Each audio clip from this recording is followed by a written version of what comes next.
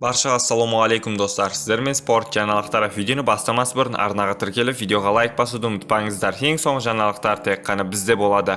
Торехан Сабырхан кәсіпқой боксқа өтті.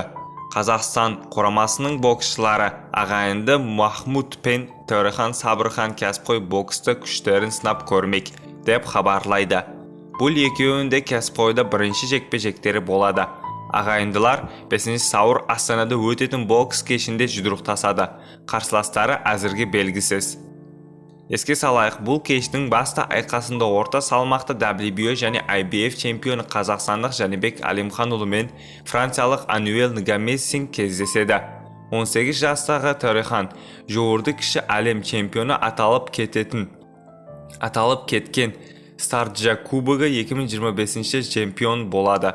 Ол Старджа кубогындегі үздік боксшы атанды, ал мұндай атақты бұрын сонда ешбір қазақстандық боксшы алмаған.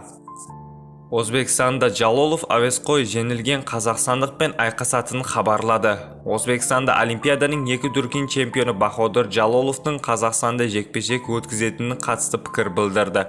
Бокс кеші 5 сәуір Астанада өтеді, ал Өзбекстанның бокс федерациясы Баходырдың қарсыласы қазақстандық Иван Дичко болатын деп есептейді. Енді болатын болды. Ресми Баходыр Жалолов келесі жекпе-жегін уақытын мен орнын растады.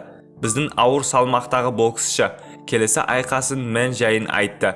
Мұның алдында хабарлағандай, отандасымыз рингке 5 сәуір Астанада топ-ринг ұйымдастырған бокс кешінде шығады. Әзірге қарсылас кім болатын туралы ақпарат жоқ дейілген еді. Енді Жалолов пен Иван Дичкомен кездеседі деп күтіледі. Дейілген Өзбекстан кәсіпқой бокс федерациясының әлеуметтік желісі жазбасында. Сіздермен спорт жаңалықтары болды. Арнаға тіркеліп, видеоға лайк басуды ұмытпаңыздар. Ең соңғы жаңалықтар тек қана бізде болады.